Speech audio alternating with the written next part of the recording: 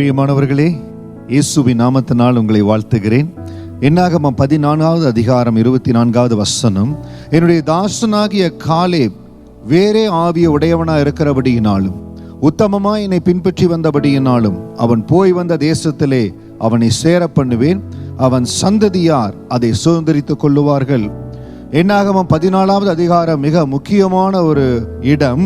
இந்த இடம்தான் இஸ்ரவேல் ஜனங்கள் தேவன் தங்களுக்காக வைத்திருந்த அந்த கானான் தேசத்துக்குள் போக முடியாதபடி தவறான ஒரு நடத்துதல், அந்த தலைவர்களுடைய தவறான நடத்துதல், அந்த ஜனங்கள் ஆண்டவர் வைத்திருக்கிற ஆசீர்வாதத்தை சுதந்திரித்துக் கொள்ள முடியல.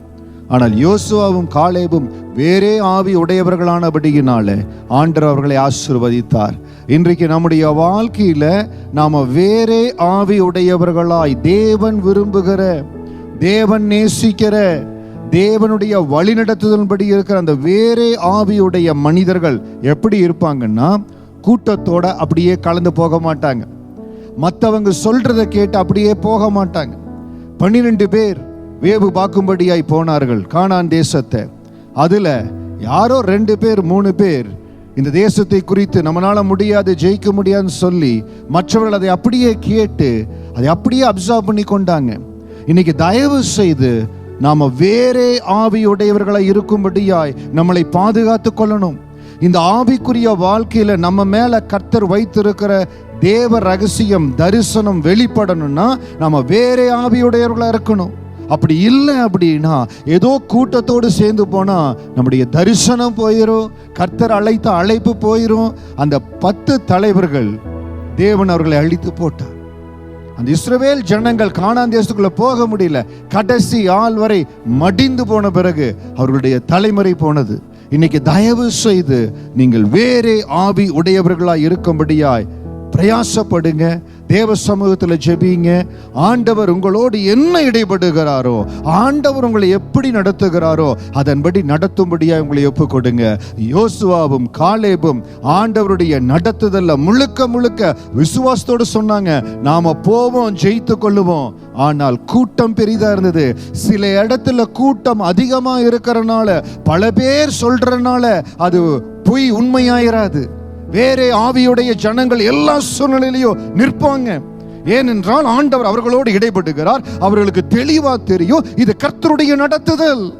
ஆண்டவருடைய நடத்துதல் உங்களோடு இருக்கிற பொழுது, அருமையான சகோதரனே சகோதரியே, நீங்க எந்த இடத்துல இருந்தாலோ கர்த்தருடைய நடத்துதல் உங்களுக்குள் இருக்கிற பொழுது அந்த வேறே ஆவியுடைய அந்த குவாலிட்டியை விட்டு கொடுத்துறாதீங்க. கன்வின்ஸ் ஆகி கூட்டத்தோடு அப்படியே போகணும் போயிடாதீங்க. உங்க தரிசனம் மங்கி போய்விடும், உங்க அழைப்பை இழந்து விடுவீங்க. கர்த்தர் உங்களை கொண்டு செய்ய நினைத்த திட்டம் நிறைவேற முடியாம போய்விடும். இந்த வேறே ஆவியை காத்து கொள்ளணும். அப்பாவோடு இடைபடுகிற, பரிசுத்த ஆவியானவர் வழி நடத்துகிற இந்த வேறே ஆவி உடைய ஒரு மகனாய் மகளாய் இருக்கிற பொழுது கர்த்தருடைய தரிசனத்தை பரிபூர்ணமா நிறைவேற்ற முடியும். இந்த வேறே ஆவியுடையவருடைய அடையாளம் என்ன தெரியுங்களா? உங்களுக்கு நிறைய எதிர்ப்புகள் வரும், போராட்டங்கள் வரும். அந்த சபை அவர்களுக்கு விரோதமாய் கல்லெறிம்படியா போறாங்க. அந்த இடத்துல ஆண்டவர் இறங்குகிறார்.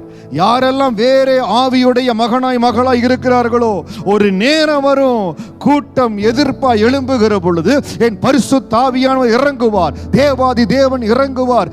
எந்த காரணத்தை கொண்டு அந்த வேறே ஆவியை விட்டு கொடுத்துறாதீங்க.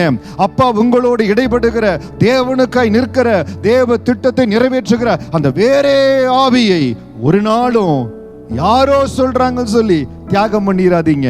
அந்த வேறே ஆவி உடையவர்களா இருப்பீர்கள் என்றால் காலேபை போல, யோசுவாவை போல ஆண்டு வைத்த கானான் தேசத்துக்குள்ள நம்மை ஆண்டவர் நடத்தி செல்ல வல்லமையுள்ளவரா இருக்கிறார். நீங்கள் படிக்கிற படிப்பா இருக்கலாம், வேலையா இருக்கலாம், ஊழியமா இருக்கலாம், எதுவா இருந்தாலும் வேறே ஆவியுடையவர்களாய் நீங்க தைரியமா இருக்கும்படியாய் உங்களை உற்சாகப்படுத்துகிற கர்த்தருடைய கரம் உங்களோடு இருக்கோ. பெரிய காரியங்கள் செய்வீங்க. தைரியமா இருங்க. God bless you.